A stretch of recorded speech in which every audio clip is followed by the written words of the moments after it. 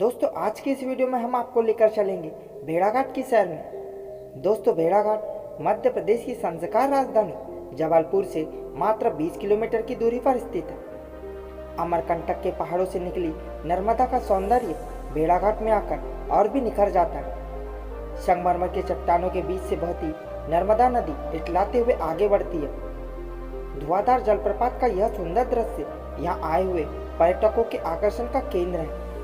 यहाँ आकर आप मंत्रमुग्ध हो जाएंगे। आप कभी जबलपुर आए तो इस जगह में जरूर विजिट करें। Thanks for watching.